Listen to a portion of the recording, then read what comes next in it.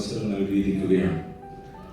എന്ന ധ്യാന ചിന്തയ്ക്കായി നമ്മുടെ മധ്യത്തിലേക്ക് ദൈവം അയച്ചിരിക്കുന്നത് മുൻപ് 2 പ്രാവശ്യം നമ്മുടെ ദേവാലയത്തിന്റെ ഉള്ളിൽ ദൈവവചനത്തിന്റെ ഭാഗമായി ദുഃഖവെള്ളിയാഴ്ച കേട്ട ശബ്ദം തന്നെയാണ്.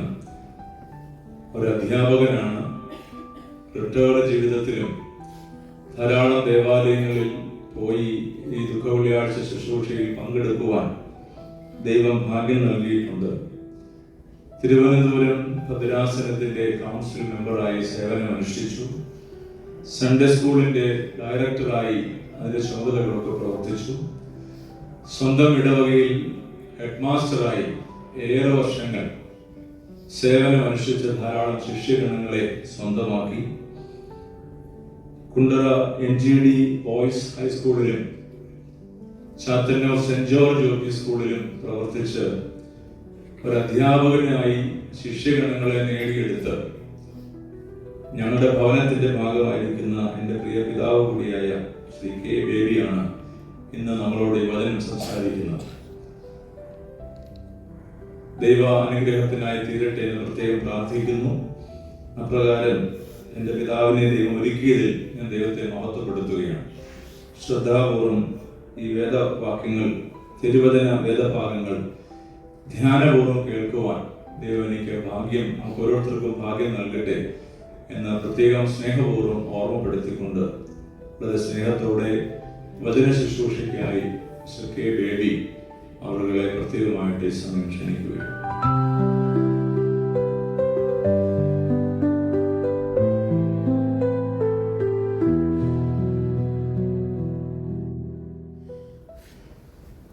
കർത്താവിൽ പ്രിയ വിശ്വാസി സമൂഹമേ, ഏവർക്കും എൻ്റെ സ്നേഹവന്ദനം.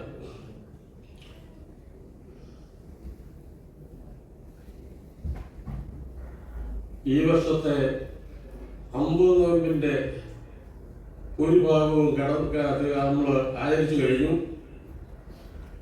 ഇന്നേ ദിവസം ദുഃഖവെള്ളിയാഴ്ച ദിനം ഭയഭക്തിയോടുകൂടി നാം ആരാധിക്കുകയാണ്, അപേക്ഷിക്കുകയാണ്. ഈ ദിനത്തിന് വലിയ വെള്ളിയാഴ്ച എന്ന് കൂടി പറയുന്നുണ്ട്. ലോകത്തിൽ മറ്റാർക്കും സാധ്യമല്ലാത്ത ഒരു രക്ഷാകര പ്രവർത്തനം നമ്മുടെ കർത്താവ് ചെയ്തതുകൊണ്ട് ആ ദിനത്തെ വലിയ വെള്ളി എന്ന് പറയുന്നതിന് സംഗത്യമുണ്ട്. എന്നാൽ ഇംഗ്ലീഷിൽ അതിന് ഗുഡ് ഫ്രൈഡേ എന്നാണ് പറയുന്നത്. അതും ശരി തന്നെ. എന്നാൽ എൻ്റെ അഭിപ്രായത്തിൽ മലയാളികളായ നാം ഉപയോഗിക്കുന്ന ദുഃഖവെള്ളിയാഴ്ച എന്ന് പറയുന്നത് തന്നെയാണ് ഈ ദിവസത്തിന് ഏറ്റവും ഉചിതമെന്ന് തോന്നുന്നു. കാരണം ഇത് ദുഃഖത്തിന്റെ ദിവസമാണ്. സാധാരണ ആരാധനാവേളയിലൊന്നും ചെല്ലാറില്ലാത്തവർക്ക് ഒരു ഗാനം ആലപിച്ചുകൊണ്ട് ഞാൻ എൻ്റെ സന്ദേശം തുടങ്ങുകയാണ്. ഗോകുൽത്താമലയിൽ വിലാപത്തിൽ മാറ്റൊരി കേൾക്കൂ, യേവമെന്റെ കുരിശിലേറ്റുവാൻ അപരാധമെന്തു ഞാൻ ചെയ്തു. അവിടെ ആരോ ഏത് ചെല്ലുന്നുണ്ട്. ഇത് നമ്മുടെ മാത്രം സ്വന്തം ഗാനമല്ലത്. എല്ലാവർക്കും പാടാവുന്ന ഒരു പാട്ടാണത്. ഇതിന്റെ ഗാനരചയിതാവിനെ പറ്റി എനിക്കറിയത്തില്ല. ഒരു 60 കൊല്ലത്തിന് മുമ്പ് മുതലേ ഇത് മലയാള നാട്ടിൽ പാടിപ്പതിഞ്ഞ ഒരു പാടിന്റെ ഈരടികളാണ്. വിലാപം എന്ന് പറഞ്ഞാൽ സാഹിത്യ ഭാഷയിലോ ലേഖന ഭാഷയിലോ വിലാപം എന്ന് പറയാം. എന്നാൽ നാടൻ ഭാഷയിൽ ആകുമ്പോൾ അത് കരച്ചിൽ എന്ന് പറയുന്നതാണ് കുറെ ഉചിതം. ഈ ഇരിക്കുന്നവരും മറ്റെല്ലാവരും ജീവിതത്തിൽ ഒരു പ്രാവശ്യമെങ്കിലും കരയാത്തവരായി ആരും കാണുകയില്ല. ഒരു ശിശു ലോകത്തിൽ പ്രത്യക്ഷപ്പെടുന്നത് പോലെ തന്നെ കരഞ്ഞുകൊണ്ടാണ് അതിൻ്റെ ശരീര മനസ്സുകൾക്ക്, ശ്വാസകോശങ്ങൾക്ക് എല്ലാത്തിനും ബലവും വികാസവും ലഭിക്കുന്നതിന് കരച്ചിൽ ആവശ്യമാണ്. കരച്ചിൽ ഒരു തരത്തിൽ നമുക്കും ആവശ്യമാണ്. കരച്ചില് ഒരു ശുദ്ധീകരണത്തിന്റെ സമയമാണ്. പാപിനിയായ സ്ത്രീ കർത്താവിന്റെ പാദപീഠത്തിൽ നിന്നുകൊണ്ട് തന്റെ പാപങ്ങളെ ഓർത്തു കരഞ്ഞ് ആ കണ്ണുനീര് കൊണ്ട് അരുമദാസന്റെ പാദം തുടച്ച് അവള് സങ്കടപ്പെടുകയാണ്, കരയുകയാണ്. ഈ കരച്ചിൽ പല സന്ദർഭത്തിൽ വരാം. വേദന അനുഭവിക്കുമ്പോൾ വരാം. പഴയ കാലങ്ങളിലെല്ലാം മരണ വീട്ടിനടുത്ത് ചെല്ലുമ്പോൾ കൂട്ട നിലവിളിയാണ്. കാരണം ഭാര്യയ്ക്ക് ഭർത്താവിനെ നഷ്ടപ്പെട്ടു, മക്കൾക്ക് അപ്പനമ്മമാരെ നഷ്ടപ്പെട്ടു, സഹോദരങ്ങൾക്ക് സഹോദരങ്ങളെ നഷ്ടപ്പെട്ടു. ആ വേദനയെ കുറിച്ച് കരയാണ്. എന്നാൽ ഇന്നും മരണ വീട്ടിൽ അങ്ങനെയുള്ള കരച്ചിലൊന്നുമില്ല. കാരണം എന്താണോ അറിയാമല്ലോ, ഒരു അപ്പൻ മരിച്ചുപോയെന്ന് വിചാരിച്ച് അമ്മ വിഷമിക്കേണ്ട രീതിയിൽ കാരണമില്ല. അപ്പൻ ജോലി ഇരുന്നപ്പോൾ തന്നെ ഇൻഷുറൻസ് എടുത്ത് കാണും, ഗവൺമെന്റിന്റെ ക്ഷേമ പെൻഷനുണ്ട്. അതുകൊണ്ട് നിരാശപൂർവ്വത്തിലുള്ള കരച്ചിൽ ഇന്ന് പല വീടുകളിലും ഇല്ല.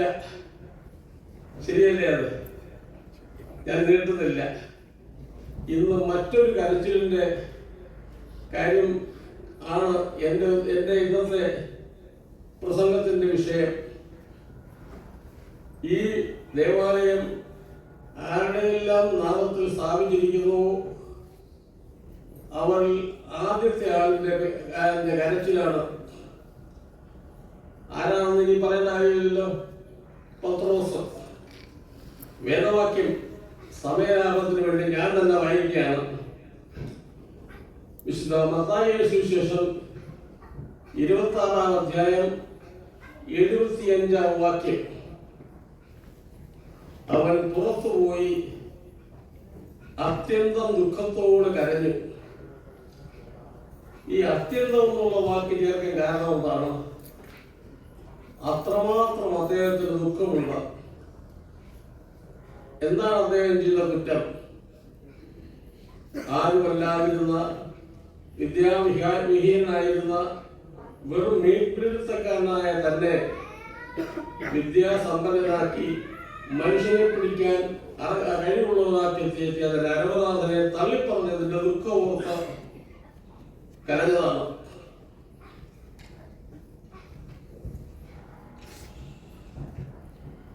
ഇനി എന്റെ സന്ദേശം ആരംഭിക്കുന്നതിന് മുമ്പ് പത്രോസിന്റെ ജീവിതത്തിനെ ആസ്പദമായ ചില 2-3 നിമിഷങ്ങൾ പറയേണ്ടിയിരിക്കുന്നു. യോന എന്ന് പറയുന്ന ഗലീല നിവാസിയുടെ മകനാണ് പത്രോസ്. പത്രോസിന്റെ ആദ്യത്തെ നാമം ശമോൻ എന്നായിരുന്നു. അദ്ദേഹത്തിനൊരു സഹോദരൻ ഉണ്ടായിരുന്നു, അതാണ് അന്ത്രയോസ്. ഈ അന്ത്രയോസാണ് ആദ്യമേ മിശിഹായെ കാണുന്നത്. താൻ മിശിഹായെ കാണുകയും മിശിഹ എവിടെ പാർക്കുന്നു എന്ന് അറിയുകയും മിശിഹായുടെ സവിശേഷതയില്ല എന്ന് മനസ്സിലാക്കിയതിനു ശേഷം തന്റെ സഹോദരനായ പത്രോസിനെ കർത്താവിന്റെ സന്നിധിയിലേക്ക് കൊണ്ടുവരുന്നു. ഇവിടെ ഒരു സുവിശേഷ പ്രവർത്തനം നടക്കുകയാണ്. ചാരിറ്റി ബിഗിൻസ് അറ്റ് ഹോം എന്നൊരു പഴഞ്ചൊല്ലുണ്ട്. എന്ന് പറഞ്ഞാൽ കുടുംബത്തിൽ ആദ്യം സുവിശേഷ യോഗം നടക്കണം, കുടുംബത്തിലുള്ളവരെ ക്രിസ്തുവിലേക്ക് കൊണ്ടുവരണം, അതിനുശേഷം വേണം മറ്റുള്ളവരെ ക്രിസ്തുവിലേക്ക് കൊണ്ടുവരാൻ. ഈ ദൗത്യം മാതാവിനാകാം, പിതാവിനാകാം, സഹോദരനാകാം, ഇടവ വികാരിക്കാകാം, മെത്രാനാകാം, ഉപദേശിക്കാകാം. ഈ സന്ദർഭത്തിൽ ഒരു മഹാനായ പുരോഹിതന്റെ കാര്യം എനിക്ക് ഓർമ്മ വരുന്നു. നിങ്ങൾക്ക് ഏവർക്കും സുപരിചിതനാണല്ലോ കേരള സംസ്ഥാനത്തിന്റെ ചീഫ് സെക്രട്ടറി വരെ ഉയർന്ന ബാബു സാറ്. അദ്ദേഹത്തിന്റെ പിതാവ് ഒരു പരമഭക്തനായിരുന്നു, ഹൈസ്കൂൾ ഹെഡ്മാസ്റ്ററുമായിരുന്നു. അദ്ദേഹത്തിന്റെ സ്വാധീനം കൊണ്ടാണ് അദ്ദേഹത്തിന്റെ പുത്രന്മാർ ബാബുകളും റോയികളും ഇത്രത്തോളം സമാദരണീയരും അറിയപ്പെട്ടതുമായത്. അന്നത്തെ കാലത്ത്, ആ അച്ഛന്റെ കാലത്ത് വടക്കൻ തിരുവിതാംകൂറിലാണ്. ആ നാട്ടുകാരെ കൊണ്ടുണ്ടെന്ന് വരാം. പുരോഹിതന്മാർക്ക് പരിമിതമായ ശമ്പളമേ ഉള്ളൂ. ഇന്നത്തെ പോലൊന്നുമില്ല. അദ്ദേഹത്തിന്റെ പരിമിതമായ ശമ്പളം കൊണ്ടാണ് അദ്ദേഹം കുടുംബം പുലർത്തിയതും ഈ മക്കളെ വളർത്തിയതും. പക്ഷേ 7ാമത്തെ വയസ്സിൽ വിശുദ്ധ കുംഭസാരം നടത്തിയ ആളാണ് ബാബുപോള്. അദ്ദേഹത്തിന്റെ ജീവിതത്തിൽ ഞാൻ വായിച്ചതാണ്. അപ്പോൾ 7ാമത്തെ വയസ്സുകാരന് എന്ത് കുറ്റമുണ്ട്? അതുവരെ അന്ന് മുതലേ അദ്ദേഹത്തിന് കുറ്റബോധം ഉണ്ടായിരുന്നു.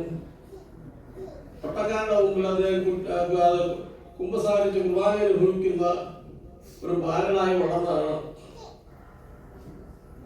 അതുപോലെ മലങ്കര സഭയിൽ സുവിശേഷ ജീവിതത്തിന് ദീപം കൊളുത്തിയ 2 വ്യക്തികളായിരുന്നു ഉസ്താദ് സിൽവേനി, ജോഷു അച്ഛൻ. ഉസ്താദ് സിൽവേനിയുടെ പിതാവ് ഒരു ഉപദേശിയായിരുന്നു. അദ്ദേഹത്തിന്റെ മാതാവ് ഒരു ദാനധർമ്മയാണ്. വലിയ സമ്പത്തൊന്നുമില്ലാത്ത വീടാണത്. അതിഥികൾ വന്നാൽ അതിഥികൾക്ക് കൊടുത്തിട്ട് അമ്മ വിശന്ന് കിടന്നുറങ്ങുന്ന സന്ദർഭങ്ങൾ ഉണ്ടായിട്ട് അദ്ദേഹത്തിന്റെ ജീവിതത്തിൽ നമുക്ക് വായിക്കാം. അതുപോലെ എത്രയെത്ര ഉദാഹരണങ്ങൾ വേണമെങ്കിലും കാണാം. ഗീവർഗീസ് ദ്വിതീയൻ ബാവ, അദ്ദേഹത്തിന്റെ മാതാവിൽ നിന്നാണ് അദ്ദേഹം ഭക്തിമാർഗം സ്വീകരിച്ചത്. അദ്ദേഹത്തിനൊരു മാവി ഉണ്ടായിരുന്നു. ആ മാവിയെ കൂടെ ചെന്ന് കാണും. ആ മാവിയിൽ നിന്നും കൂടാണ് അദ്ദേഹത്തിന് ഈ രീതിയിലുള്ള ഭക്തിമാർഗം കിട്ടിയത്. കോട്ടെ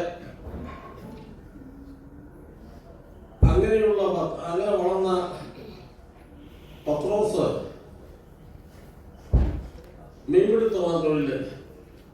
മീൻപിടുത്തം എന്ന് പറയുമ്പോൾ സമൂഹത്തിൽ വലിയ ആദരവോ ബഹുമാനമോ കിട്ടാത്തൊരു തൊഴിലാണ്. പക്ഷെ പത്രോസിന്റെ ജീവിതം മൊത്തവും കടലില്ല. നല്ലപോലെ നീന്താൻ അറിയാം, വല വീശാൻ അറിയാം, മീൻ പിടിക്കാൻ അറിയാം. അതിനപ്പുറത്ത് ഒന്നും പറഞ്ഞുകൊണ്ട് നിരക്ഷര കുഷിയാണ്. അദ്ദേഹം വിവാഹിതനാണെന്നാണ് നമ്മൾ മനസ്സിലാക്കുന്നത്. പത്രോസിന്റെ അമ്മാവിയമ്മയെ പരിപിടിച്ചു കിടന്നപ്പോൾ സൗഖ്യം അവിടെ ചെന്ന് കർത്താവ് പ്രാർത്ഥിച്ചായിട്ട് വായിക്കുന്നു. അദ്ദേഹത്തിന് വിവാഹിതരായിരുന്നു. അങ്ങനെയുള്ള പത്രോസ് കുറച്ച് കഴിഞ്ഞപ്പോഴേ അതിന്റെ ജീവിതം പറയുകയല്ലേ, ശിഷ്യന്മാരോട് കർത്താവ് ഒരു ചോദ്യം ചോദിച്ചു. കർത്താവ് ഒരു വലിയ ഗുരുവായിരുന്നു. അറിയാവുന്നതിൽ നിന്ന് അറിയാമയ്യാത്തതിലേക്ക്, സമീപത്തിൽ നിന്ന് വിദൂരതയിലേക്ക് അങ്ങനെ ചോദിക്കുന്ന ഒരു ഉത്തമ ഗുരുവായിരുന്നു. ചോദിച്ച ചോദ്യമില്ലാണ് മറ്റുള്ളവർ എന്നെ കുറിച്ച് എന്ത് പറയുന്നു. അപ്പോൾ മറുപടി, നീ യോഹന്നാണെന്ന് പറയുന്നു, പ്രവാചകന്മാർ മരിച്ചുപോയി ഉയർത്തെഴുന്നേറ്റെന്ന് പറയുന്നു, യെരമ്യായാണെന്ന് പറയുന്നു. അടുത്ത ചോദ്യം, നിങ്ങൾ എന്നെ ആരെന്ന് പറയുന്നു. ഉടനെ പത്രോസാണ് എഴുന്നേറ്റ് പറയുന്നത്, നീ ജീവനുള്ള ദൈവത്തിന്റെ പുത്രനായ മിശിഹായാകുന്നു. കർത്താവ് ഉടനെ പറഞ്ഞു, നീ പത്രോസാകുന്നു. ഈ വിശ്വാസമാകുന്ന പാറമേൽ ഞാൻ എൻ്റെ സഭയെ പണി. ചിലർ ഇതിനെപ്പറ്റി വേറെ വ്യാഖ്യാനം പറയുന്നുണ്ട്. പത്രോസിന്മേലാണ് സഭ പറഞ്ഞത്. ഒരു മനുഷ്യ ശരീരത്തിന്റെ മേൽ ഒരിക്കലും കർത്താവിന്റെ സഭ പണിയത്തില്ല. കർത്താവ് ശിമോൻ ഏറ്റുപറഞ്ഞ വിശ്വാസമാണ്. യേശുക്രിസ്തു ജീവനുള്ള ദൈവത്തിന്റെ പുത്രനായ മിശിഹായാണെന്നുള്ള വിശ്വാസമാണ്. അതൊരു പാറയാണ്. ആ വിശ്വാസമാകുന്ന പാറമേൽ കർത്താവ് പണിഞ്ഞു, സഭ പണിഞ്ഞു. ഇതെവിടെ നിന്ന് കിട്ടി ഈ ജ്ഞാനം? അറിവുകൾ പലതരത്തിലുണ്ട്. പത്രോസിന് കിട്ടിയ അറിവ് ദൈവാത്മ പ്രേരിതമാണ്. ദൈവാത്മ പ്രേരിത ഇംഗ്ലീഷ് വാക്കുണ്ട്, ഇൻസ്പയർഡ് നോളജ് എന്ന് പറയും. യഥാർത്ഥത്തിൽ നമുക്ക് ഏവർക്കും വേണ്ട ഏറ്റവും വിശുദ്ധമായ അറിവാണ് ഇൻസ്പയർഡ് നോളജ്. പഴയകാലത്തുള്ള നമ്മുടെ അമ്മച്ചിമാർക്കും വല്യപ്പച്ചമാർക്കും ഒന്നും ഡിഗ്രിയോ മാസ്റ്റർ ഡിഗ്രിയോ ഡോക്ടറേറ്റോ ഒന്നുമില്ല. പക്ഷെ അവരുടെ നാവിൽ നിന്ന് വീഴുന്ന മുത്തുമണികൾ പരിശുദ്ധാത്മ പ്രേരിതമാണ്.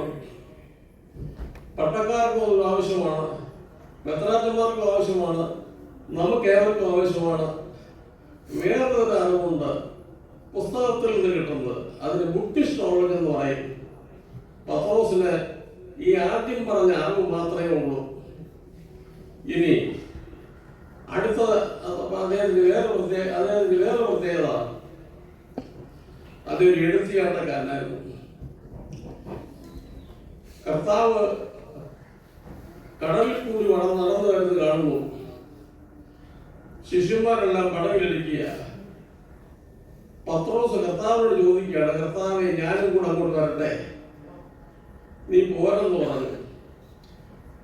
വെള്ളത്തിലോട്ടിറങ്ങി 2-3 ചുവട് വെച്ചു. പക്ഷെ താഴുകയാണ്. എന്താ താഴാൻ കാരണം?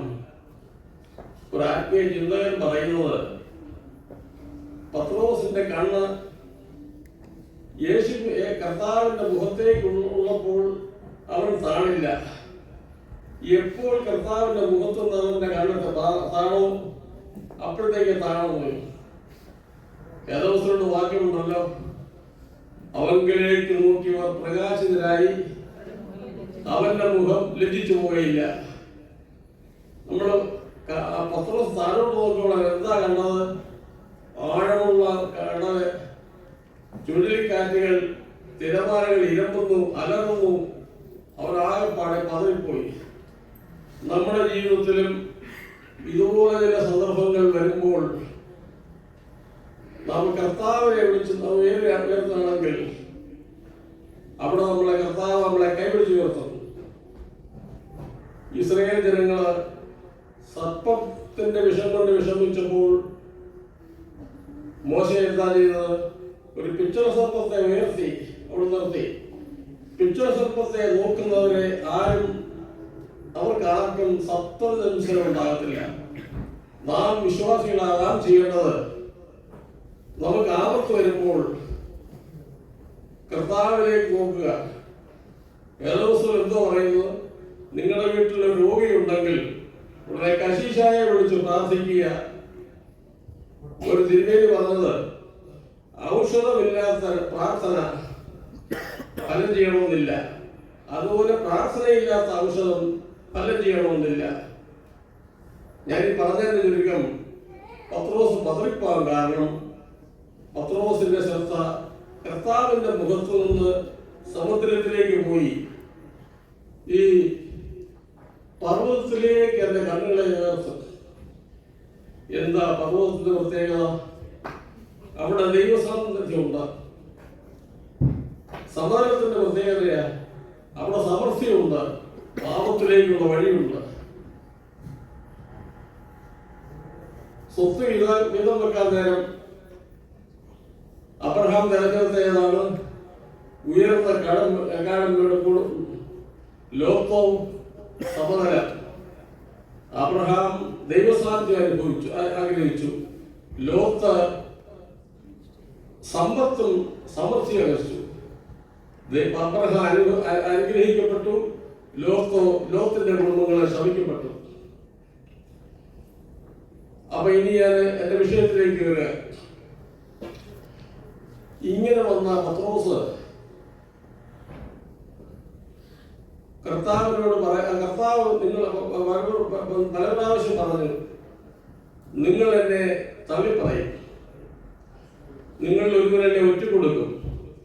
ശിമോൻ പറയുന്നു കർത്താവേ, നിന്നോടുകൂടി മരിക്കേണ്ടി വന്നാലും ഞാൻ നിന്നെ തള്ളിപ്പറയില്ല. അപ്പോൾ കർത്താവ് എന്താ പറഞ്ഞത് അറിയാമല്ലോ അവർക്ക്? പത്രോസേ, നീയെ ഇന്ന് കോഴി കൂന്നതിന് മുമ്പ് നീ എന്നെ 3 പ്രാവശ്യം തള്ളിപ്പറയും. ഇത് കേട്ടപ്പോഴാണ് പത്രോസ് കരഞ്ഞത്. എന്തുകൊണ്ട് പത്രോസ് ഈ കർത്താവിനെ തള്ളിപ്പറയുന്ന പതനത്തിലേക്ക് എത്തി? അതാണ് ഇന്നത്തെ ചിന്താവിഷയം. ഒന്ന്, great concern turn to bitter experiences. അമിതമായ കരുതൽ വലിയ ദുരിതത്തിലേക്ക് എത്തി. പത്രോസിന് കർത്താവിനെ പറ്റി വലിയ കരുതലായിരുന്നു. കർത്താവിനെ ആരും ഒരിക്കലും ഉപദ്രവിക്കാൻ പാടില്ല, കഷ്ടപ്പെടാൻ പാടില്ല. ഇതൊക്കെയായിരുന്നു പത്രോസിന്റെ വിചാരം. അതുകൊണ്ടാണല്ലോ തന്റെ ഉറയിൽ കിടന്ന വാളെടുത്ത്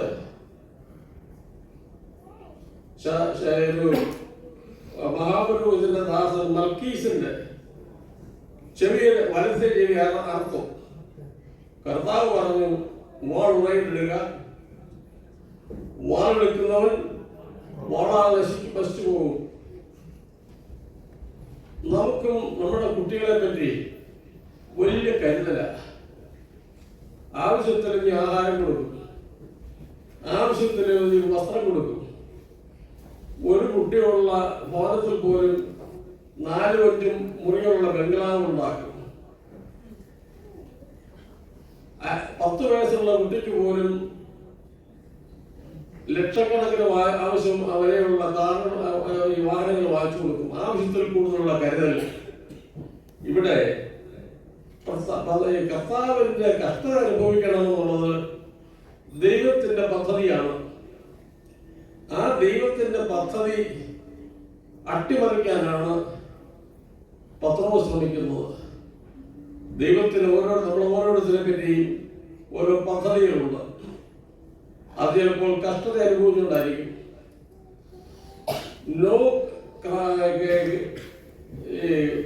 കിരീടം കഷ്ടതയില്ലാതെ, കുരിശില്ലാതെ കിരീടമില്ല എന്നൊരു പഴഞ്ചൊല്ലുണ്ട്. No crown without cross.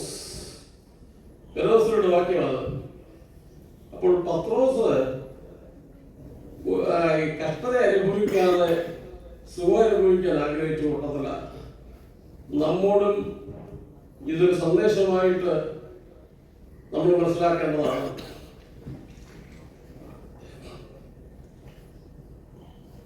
അടുത്തത്, പീറ്റേഴ്സ് ഓവർ കോൺഫിഡൻസ്.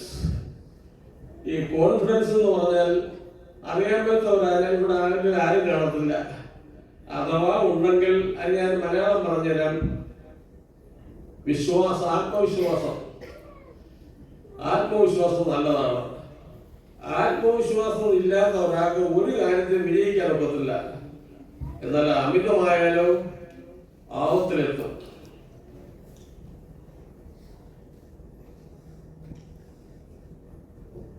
കർത്താവ് അദ്ദേഹം തന്നെ പറ്റി കൂടുതൽ മതമുണ്ടായിരുന്നു. തനിക്കൊരിക്കലും തെറ്റുപറ്റത്തില്ല, താനൊരിക്കലും വീഴത്തില്ല, താനൊരിക്കലും കർത്താവിനെ തള്ളിപ്പറയത്തില്ല എന്ന അമിത വിശ്വാസം പത്രോസിനുണ്ടായിരുന്നു. ആ അമിത വിശ്വാസമാണ് പത്രോസിനെ വീഴാനുള്ള ഒരു രണ്ടാമത്തെ കാരണം. ഇനി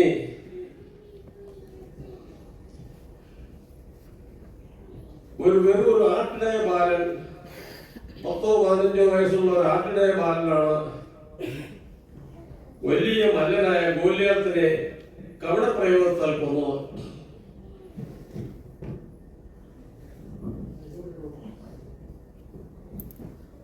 വലിയ ആത്മവിശ്വാസമുള്ളതായിരുന്നു. പക്ഷേ ആ ബാലനോട് അയാൾ തോറ്റുപോയി.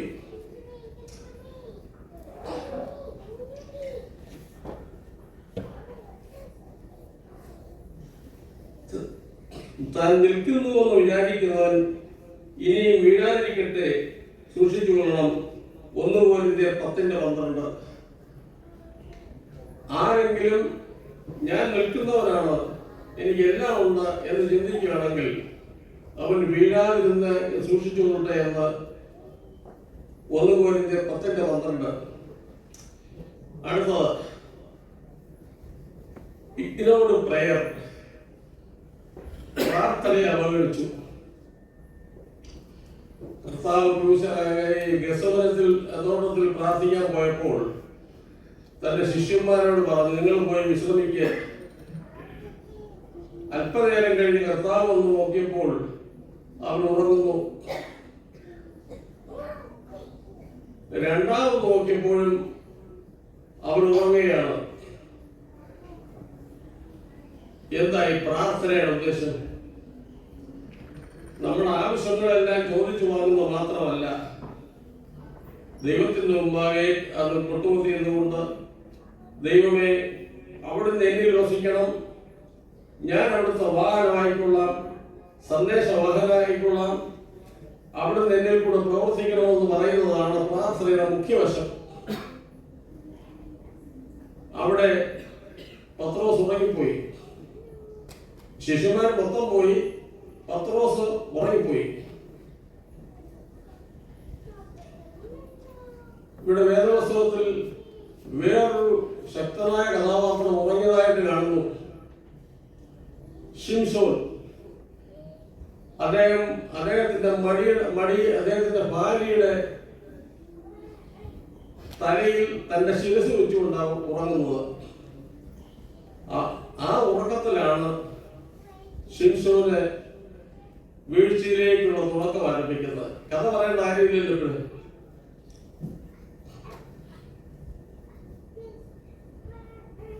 ഉറങ്ങുന്നവനെ നീ മരിച്ചവരുടെ ഇടയിൽ നിന്ന് എഴുന്നേൽക്കുക. എഫേസ്യർ 5:10. എഫേസ് ലേഖനത്തിൽ പൗലോസ് പറയുകയാണ്, ഉറങ്ങുന്നവനെ നീ മരിച്ചവരുടെ ഇടയിൽ നിന്ന് എഴുന്നേൽക്കുക. നാം എപ്പോഴും ഉറങ്ങേണ്ടവരല്ല.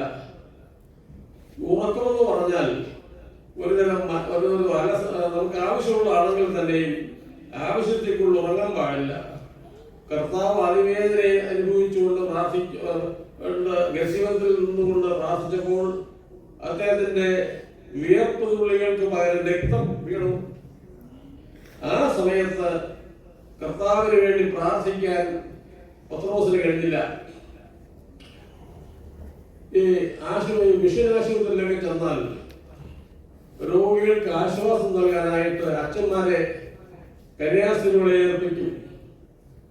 ആ അച്ഛന്മാർ വന്ന് അവരുടെ തലയ്ക്കൊന്ന് വിളിച്ച് പ്രാർത്ഥിക്കുകയും അവരോട് 2 ആശ്വാസവാക്ക് പറയുമ്പോൾ മരുന്ന് കഴിക്കുന്ന ഒരു എഫക്റ്റ് വരും.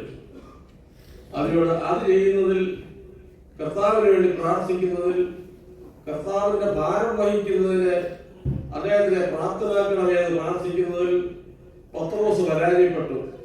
നമ്മുടെ ജീവിതത്തിലും പ്രാർത്ഥനയുടെ കാര്യത്തിൽ പരാജയപ്പെടുന്നില്ലേ? പ്രിയപ്പെട്ട വിശ്വാസികളെ, ഈ പിശാചിന് ഏറ്റവും കൂടുതൽ പേടിയുള്ള ആരെയാണെന്നറിയാമോ?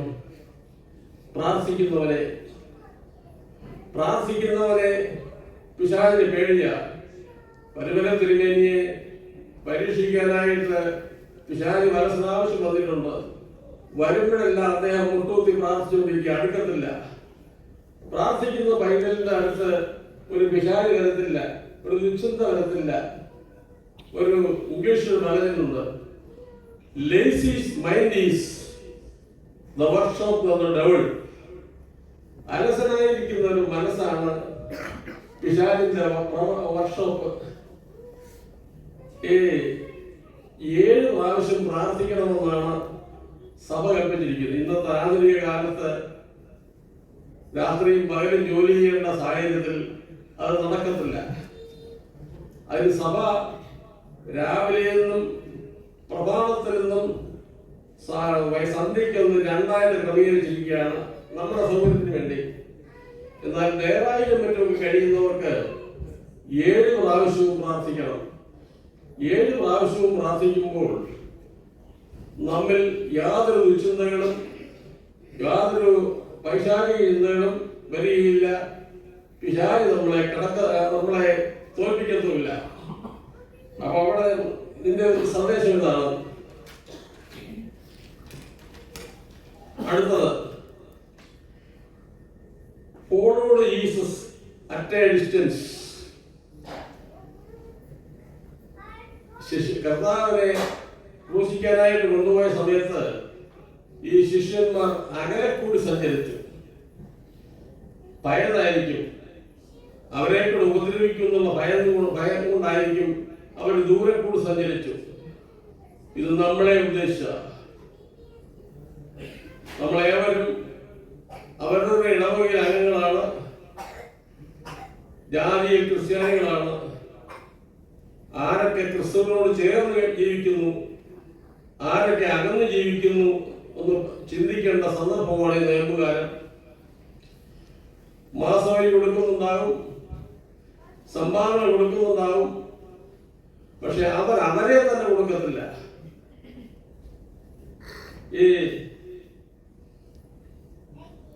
ആദിജാതന്മാരെ ദൈവത്തിന് കൊടുക്കുന്ന ഏർപ്പാട് പണ്ടുകൊണ്ട് ഇപ്പോഴും ഉണ്ട്. പരിമല തിരുമേനി മാവേലിക്കര പുതിയ മാവേലി പള്ളിയിൽ ചെന്ന് കുർബാന ചൊല്ലിക്കൊണ്ടിരിക്കുകയായിരുന്നു. കുർബാന കഴിഞ്ഞ് അവിടെ ഒന്നോട് ചോദിച്ചു, എന്റെ കൂടെ നിന്ന ആ ബാലൻ, ആ ചെറിയ ബാലന്റെ ആരാണ്? വിളിച്ചോണ്ടാന്ന് പറഞ്ഞു. വിളിച്ചോണ്ട് വന്ന് ചോദിച്ചപ്പോഴേ, നീ എവിടത്തെയാണാ? അത് ഞാൻ കല്ലുംപുറത്തെ ആളേന്ന് പറഞ്ഞു. ഉടനെ അപ്പൻ വന്നു, എടോ ഇവനെ ഞാനിഞ്ഞ് എടുത്തു. അദ്ദേഹത്തിന്റെ പാട്ടെല്ലാം ഇഷ്ടപ്പെട്ടു, വായന ഇഷ്ടപ്പെട്ടു. തിരുമേനി ഞാൻ വേറൊരു വാനെ കൊടുത്തുപോയി. അതുപോരാ, യവന്റെ തലയിൽ കിരീടം വയ്ക്കുന്നതിന്റെ അടയാളമുണ്ട്, എനിക്കറിയാവുന്നത്. തരാമേ എന്ന് പറഞ്ഞു. ആ തിരുമേനിയാണ് തിരുവണ്ണ ഭദ്രാസനത്തിന്റെ മെത്രാപ്പോലീത്തായും താബോർ ആശ്രമങ്ങളുടെ എല്ലാം അധിപനുമായ തോമസ് മാർ അത്താനാസിസ്. എത്ര പേരുടെ കാര്യം പറയാനുമുണ്ട്. അപ്പോൾ നാം നന്നായിട്ട് തന്നെ കൊടുക്കുക, നമുക്ക് ഏറ്റവും നല്ലതിനെ കൊടുക്കുക. പഴയ കാലത്ത് ഞങ്ങളുടെ ഇടവകയിൽ ഏർപ്പാടുണ്ടായിരുന്നു. മാസവരിയൊന്നുമില്ല, ഒരു വീടിനോട് കെട്ട് തന്നെ, തെങ്ങുള്ളവർക്ക്. ചിലരൊക്കെ നല്ല തെങ്ങ് കൊടുത്തു, ചിലരൊക്കെ ഏറ്റവും കാതലം കുറഞ്ഞ തെങ്ങ് കൊടുത്തു. ഇപ്പൊ വന്നപ്പോൾ ഞങ്ങളുടെ നാട്ടിൽ തെങ്ങുണ്ട്, അതിനകത്ത് തേങ്ങയൊന്നുമില്ല. ഇപ്പൊ വർഷങ്ങൾക്ക് മുമ്പേ മാസവരിയാക്കാതെങ്കിലും മതി. അപ്പോൾ ഉദ്ദേശിച്ചെന്ന് പറഞ്ഞാൽ നാം ദൈവത്തോട് ചേർന്ന് നടക്കുക. ഇവിടെ ഞാൻ വന്ന് കണ്ടപ്പോൾ 100 വീട്ടുകാരോളം ഉണ്ട്. പലരും ദൂരെയൊക്കെ, എല്ലാവർക്കും വരാനൊക്കത്തില്ല.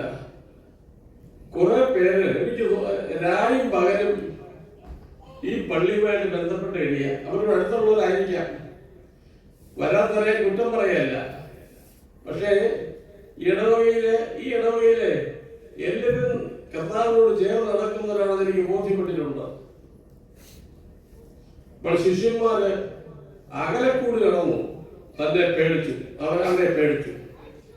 ആ അകലെക്കൂടി നടന്നതാണ് അവര് പത്രോസിനെ കർത്താവിനെ തള്ളിപ്പറയേണ്ട ഘട്ടത്തിലേക്ക് എത്തിച്ചത്.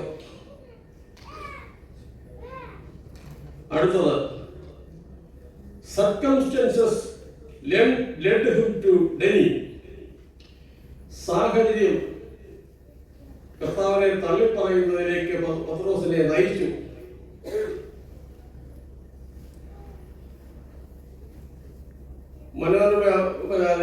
വീക്കിലിയിലെ ഒരു തുടർക്കഥ ഞാൻ വായിച്ചുകൊണ്ടിരുന്നായിരുന്നു. സാധാരണ വായിക്കാറില്ല. എങ്കിലും ഒന്ന് വായിച്ചു നോക്കുന്നു. അതിനകത്ത് 2 അധ്യാപക വൃദ്ധ ദമ്പതികൾ അവരുടെ പെൻഷൻ കൊണ്ട് ജീവിക്കുന്നു.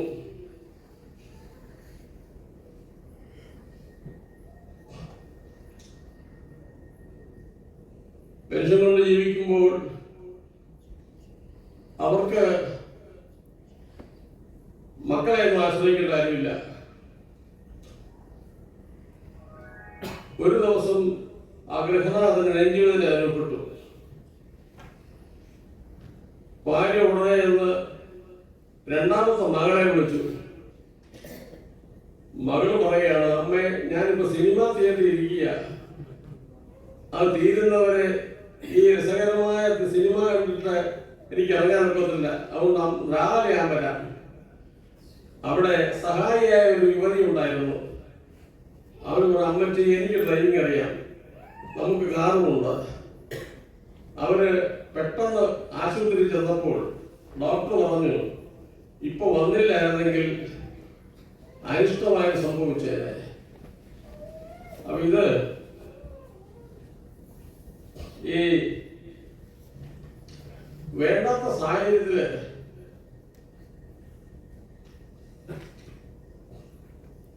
അവര് സിനിമ കാണാൻ പോയതാ. വേറൊരു കാര്യം വരുന്നു. ഒരാളെ എങ്ങനെയുള്ള ആണ് എന്നറിയുന്നതിന് അയാളുടെ കൂട്ടുകാരെ നോക്കിയാൽ മതി എന്ന് പഠിച്ചിട്ടുണ്ട്. അയാൾ വായിക്കുന്ന പുസ്തകം ഏതാണ് അത് നോക്കിയാലും അറിയാം അവൻ ഏത് നിരക്കാരാണെന്ന്.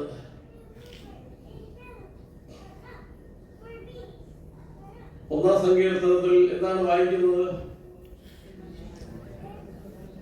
ദുഷ്ടന്മാരുടെ വഴിയിൽ നടക്കാതെയും പാപികളുടെ ആലോചനയിൽ നിൽക്കാതെയും പരിഹാസികളുടെ ഇരിപ്പിടത്തിൽ ഇരിക്കാതെയും. പാപാവസ്ഥയിലേക്ക് പോകുന്നതിന്റെ 3 ഘട്ടങ്ങളാണ്. ഒന്ന്, നിൽക്കുക.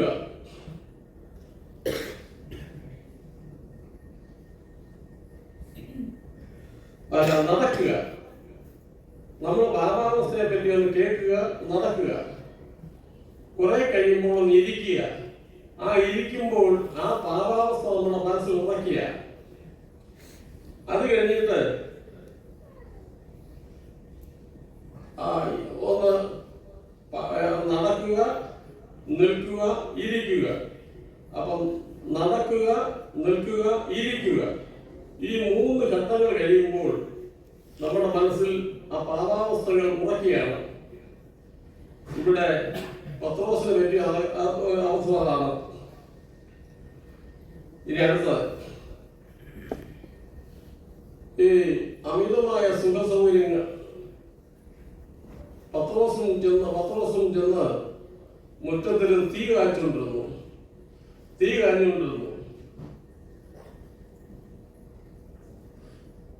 ഇംഗ്ലീഷ് പറയുമല്ലോ, നീറോ ചക്രവർത്തി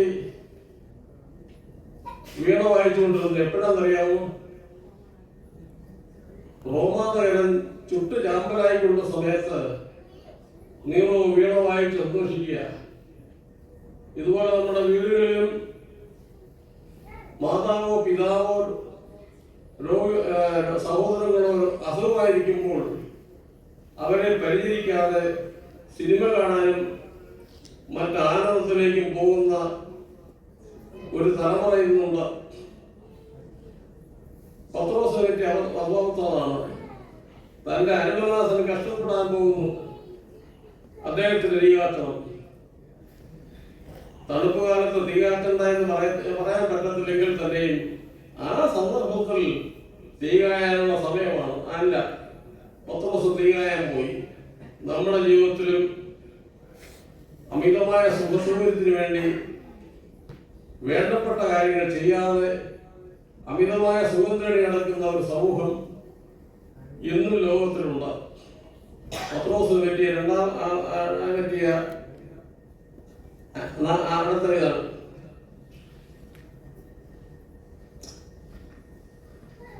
പ്രകാശത്തിന് ഇരുട്ടുമായി എന്ത് ബന്ധം? 2 കോരിന്ത്യർ 16:14. നാം പ്രകാശത്തിൽ ഇരിക്കേണ്ടവരാണ്. പത്രോസ് കർത്താവാകുന്ന പ്രകാശത്തിന്റെ കൂടെ നിൽക്കേണ്ട ആളാണ്. അദ്ദേഹം ഇരുട്ടത്ത് പോയി ഇരുന്ന് തീ കാച്ചുകയാണ്. നമ്മുടെ ജീവിതത്തിൽ ഇത്തരത്തിലുള്ള സന്ദർഭങ്ങൾ ഉണ്ടോ എന്ന് നോക്കേണ്ടത് ഈ നോയമ്പുകാലത്താണ്. അടുത്തത്, ഈ വീണ ആളിനെ അതേ രീതിയിൽ തള്ളിയിട്ട് പോകുന്നവരല്ല നമ്മുടെ കർത്താവ് പത്രോസിനെ എഴുന്നേൽപ്പിക്കാൻ ശ്രമിക്കുന്നു. 3 ചോദ്യങ്ങളിലൂടെയാണ്. ഒന്നാമത്തെ ചോദ്യം, പത്രോസേ, നീ എന്നെ സ്നേഹിക്കുമോ? കർത്താവേ, ഞാൻ അവിടുന്ന് സ്നേഹിക്കുന്നു. എന്നാൽ നീ എന്റെ കുഞ്ഞാടുകളെ മേയ്ക്കുക. എന്തായി കുഞ്ഞാടുകളെ മേയ്ക്കുക എന്ന് പറഞ്ഞാൽ ഇത് വിശദീകരിക്കേണ്ട സമയമല്ല. നമ്മുടെ കുഞ്ഞുങ്ങളെ ദൈവകാര്യങ്ങൾ പഠിപ്പിച്ച്, വേദവാക്യങ്ങൾ പഠിപ്പിച്ച്, സൺഡേ സ്കൂൾ പഠിപ്പിച്ച് ഉത്തമ ക്രിസ്ത്യാനികളായ ആക്കേണ്ട ചുമതല സഭാമാതാവിനുണ്ട്. ആ സഭാമാതാവിന്റെ ചുമതലയാണ് ഇന്നത്തെ സൺഡേ സ്കൂൾ അധ്യാപകർ ചെയ്യുന്നത്. മാതാപിതാക്കൾക്ക് അത് ചെയ്യാം. അടുത്തത്, പത്രോസേ, നീ എന്നെ സ്നേഹിക്കുന്നു? കർത്താവേ, എന്നാൽ നീ എന്റെ പെണ്ണാടുകളെ മേയ്ക്കുക. എന്താണ് അതിന്റെ അർത്ഥം? സഭയിൽ സ്ത്രീകൾക്ക് വേദാഭ്യാസത്തിനുള്ള പ്രാധാന്യമാണ്. അതാണ് നമ്മുടെ സഭയിലെ മാർത്തോമാ സഭ ഏറ്റെടുക്കുന്നത്. ഇവിടെ എല്ലാവർക്കും സമ്മതിക്കാൻ ഒക്കത്തില്ല, എങ്കിലും താല്പര്യത്തോടെ അറിയാൻ ആഗ്രഹിക്കുന്ന ദൈവഭക്തിയുള്ള കുറെ ആളുകളെ കൂടുന്നുണ്ട്. 2-3 യോഗത്തിൽ ഞാൻ സമ്മതിക്കുകയും ചെയ്തു. എനിക്ക് വളരെ സന്തോഷം തോന്നിയ ഒരു കാര്യം ഞാൻ പറഞ്ഞുകൊള്ളട്ടെ. ഒരു ബഹുമാന്യ വനിത എന്നെ സമീപിച്ച് പറഞ്ഞു, സാറേ, ഇന്ന് സാറ് പറഞ്ഞ കാര്യങ്ങൾ ഞാൻ ഇതുവരെ കേട്ടില്ലാത്ത കാര്യമായിരുന്നു. അതുകൊണ്ട് ഇനിയും പല പ്രാവശ്യം സാർ ഒപ്പിന്നിടത്തോളം തോന്നി ഞങ്ങളെ ഇതൊക്കെ പറഞ്ഞു തരണമെന്ന് പറഞ്ഞു. അറിയാനുള്ള ആഗ്രഹം, ദൈവികാര്യങ്ങൾ അറിയാനുള്ള ആഗ്രഹം. മാർത്തയ്ക്ക് എപ്പോഴും വീട്ടുകാരികളാണ്, വേണ്ടെന്ന് പറയുന്നില്ല. പക്ഷേ മറിയ എപ്പോഴും കർത്താവിന്റെ പാദപീഠത്തിൽ ഇങ്ങനെ ഇരുന്ന് തിരുവചനങ്ങൾ ശ്രദ്ധയോട് കേൾക്കുന്ന ഒരു വനിത അനക്തമായിരുന്നു മറിയ. ഈ മാർത്തോമാ സമാജം ആ മറിയെ പോലെ മാർത്തയെ പോലെ വീട്ടുകാര്യങ്ങൾ നോക്കണമെന്നല്ല, ആ മറിയെ പോലെ കർത്താവിന്റെ വിവചനങ്ങൾ വേദപുസ്തകത്തിലൂടെയും ആരാധനാക്രമത്തിലൂടെയും പട്ടക്കാരിൽ നിന്നും വേണ്ടപ്പെട്ടവരിൽ നിന്നും പുസ്തകങ്ങളിൽ നിന്നും വായിച്ചു മനസ്സിലാക്കാനും യഥാർത്ഥ മാതൃത്വം, യഥാർത്ഥ ഒരു ക്രിസ്തീയത നിലനിർത്താൻ വനിതയ്ക്ക് സുഖമുണ്ട്.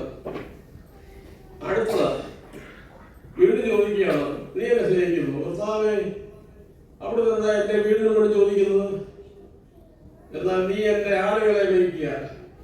ആടുകളെന്ന് പറയുമ്പോൾ ഒരു ഇടവകയിലെ സഭയിലെ പ്രായഭേദമന്യേ എല്ലാവരും വരും, ജാതിവാദമന്യേ എല്ലാവരും വരും. ലോകത്തുള്ള സകലരെയും ക്രിസ്തുവിന്റെ സന്ദേശം കേൾക്കുന്ന ചുമതല ക്രൈസ്തവ സഭയ്ക്കുണ്ട്. അതാണ് പത്രോസിനെ ഓർമ്മിപ്പിക്കുന്നത്. അപ്പോൾ ആ രീതിയിൽ 3 പ്രാവശ്യം പത്രോസ് കർത്താവിനെ തള്ളിപ്പറഞ്ഞെങ്കിൽ 3 ചോദ്യങ്ങളിലൂടെ 3 പ്രാവശ്യം കർത്താവ് പത്രോസിനെ യഥാസ്ഥാനപ്പെടുത്തുകയാണ്. ഈ നോയമ്പ് കാലത്ത് നമ്മൾ ഓരോരുത്തരും കർത്താവിനോട് യഥാസ്ഥാനപ്പെടുത്തിട്ട് കാണും എന്ന് ഞാൻ വിശ്വസിക്കുന്നു. എനിക്ക് ഇവിടുത്തെ നോയമ്പ് കാലത്തെ ശുശ്രൂഷകളെല്ലാം വളരെ സന്തോഷമായിട്ട് തോന്നുന്നുണ്ട്. അത് എല്ലാവരും അവരവരുടെ കഴിവനുസരിച്ച്, അവരവർക്ക് കിട്ടുന്ന സമയത്തിന്റെ ലബ്ധിയനുസരിച്ച് ഇതിൽ സംബന്ധിക്കുന്നുണ്ട്. ഇപ്പോഴിവിടെ വന്നിട്ടുണ്ട്. തീർച്ചയായിട്ടും പത്രോസിനെ പോലെ കർത്താവ് നമ്മളെല്ലാവരെയും തന്റെ ഉന്നത സ്ഥാനത്തേക്ക് എത്തിക്കാനും ഈ നോയമ്പിലെ അനുഷ്ഠാനത്തിലൂടെ ഞാൻ വിശ്വസിക്കുന്നു. എന്റെ സന്ദേശം അവസാനിപ്പിക്കുകയാണ്. ഇനി പത്രോസിന്റെ അന്ത്യം എങ്ങനായിരുന്നു? ആരാധനാമധ്യ പുരോഹിതൻ കൂടെ പ്രാർത്ഥിക്കും, കർത്താവേ നല്ല അന്ത്യം ഞങ്ങൾക്ക് കിട്ടണമേ. എന്താണ് നല്ല അന്ത്യം? പഴയ കാലത്ത് ക്രിസ്തീയ ഭവനങ്ങളിലെ മരണവീടുകളിൽ ഏർപ്പാടുണ്ട്. ആസന്ന മരണമായി കിടക്കുന്ന ആളുടെ സമീപത്തിരുന്നുകൊണ്ട് സങ്കീർത്തനങ്ങളും വേദപുസ്തകവും വായിച്ചു കേട്ട് ആ രീതി ആത്മാവ് വേർപെട്ടുന്ന സമയം. ഇന്ന് അതിന് പറ്റത്തില്ല. ഇന്ന് ആശുപത്രിയിലെ യന്ത്രക്കുരുക്കൾ കിടക്കുന്നവരെ വേദപുസ്തകം വായിച്ചു കേൾപ്പിക്കാൻ പറ്റത്തില്ല. പത്രോസ് കുരിശിൽ തറയ്ക്കപ്പെട്ട് വരികയാണ്. അദ്ദേഹം പറഞ്ഞു, എനിക്ക് യാതൊരു പ്രയാസവുമില്ല, പക്ഷെ നിങ്ങളൊരു കാര്യം ചെയ്യണം. എന്റെ അരുമനാഥന്റെ പാദത്തെ ചുംബിച്ചുകൊണ്ട് എനിക്ക് ജീവൻ വെടിയണം. അതുകൊണ്ട് നിങ്ങളെ ഒരു കാര്യം ചെയ്യണം, എന്റെ തലയിലായിട്ട് എന്റെ തല കീഴയും പാദങ്ങൾ മേലും വെച്ച് കുരിശിക്കണം. എങ്കിൽ മാത്രമേ എനിക്ക് എന്റെ അരുമനാഥന്റെ പാദം ചുംബിച്ചുകൊണ്ട് ജീവൻ. നമ്മളെ ഇങ്ങനെ വരിക്കണമെന്ന് ഞാൻ പറയുന്നില്ല. ഒരു കാര്യം നമുക്ക് പ്രാർത്ഥിക്കാം, എന്റെ കർത്താവേ, ഞാൻ എവിടെയായിരുന്നാലും, എന്റെ നാട്ടിലായാലും, വാഹനത്തിലിരിക്കുമ്പോഴായാലും, അമേരിക്കയിൽ ഇരുന്നപ്പോഴായാലും, ജോലി സ്ഥലത്തിലായിരിക്കുമ്പോഴും എനിക്ക് നല്ല മരണം കിട്ടണേ എന്ന് പത്രോസിനെ പോലെ നമുക്ക് പ്രാർത്ഥിക്കുന്ന ഒരു സന്ദർഭമായിരുന്നു. ആ രീതിയിൽ ഒരു നല്ല അന്ത്യം പത്രോസിന് കിട്ടി. അപ്പോൾ മീൻപിടുത്തക്കാരനായ നിരക്ഷരകൃഷിയായ ഒന്നും അറിയാൻ പറ്റാനായ പത്രോസിനെ കർത്താവ് വിളിച്ചുകൊണ്ടുവന്ന് വേണ്ടതെല്ലാം പറഞ്ഞു കൊടുത്തു, അത്ഭുതങ്ങൾ കാണിച്ചു, 3 പ്രാവശ്യം തള്ളിപ്പറഞ്ഞു, 3 പ്രാവശ്യം യഥാസ്ഥാനപ്പെടുത്തി. തന്റെ നല്ല അവസാനത്തിന് കർത്താവ് വിളിച്ചായി. പ്രിയപ്പെട്ട വിശ്വാസികളെ, ഈ കഷ്ടാനുഭാഴ്ചയിലെ ദുഃഖവെള്ളിയാഴ്ച ആരാധന മൂലം പത്രോസിനെ പോലെ കർത്താവെ, അവിടുന്ന് ഞങ്ങൾക്ക് നല്ല അവസാനം തരണമേ. ഇവിടെ കുമ്പിടുമ്പോൾ പറയുന്ന പോലെ കളരോട് ഞങ്ങളും പറയുന്നു, നീ എഴുതി വരുമ്പോൾ ഞങ്ങളെ ഓർത്തുകൊള്ളണമേ എന്ന് പ്രാർത്ഥിച്ചുകൊണ്ട് നമുക്കിന്ന് കഴിയാം. ഇങ്ങനെ ഒരു സന്ദർഭം കിട്ടിയതിൽ ഞാൻ ആദ്യമേ ദൈവത്തെ ബോധപ്പെടുന്നു. രണ്ടാമത് ഇതിന് കാരണക്കാരായ പലരുണ്ട്, വികാരികളുണ്ട്, ചുമതലക്കാരുണ്ട്, കേട്ട നിങ്ങളുണ്ട്. എല്ലാവർക്കും നന്ദി രേഖപ്പെടുത്തിക്കൊണ്ട് ഇങ്ങനെ അവസരം കിട്ടിയത് ഒരു മഹാഭാഗ്യമായി ഞാൻ കരുതുന്നു. എല്ലാവരെയും ദൈവവും വാഴ്ത്തി അനുഗ്രഹിക്കട്ടെ.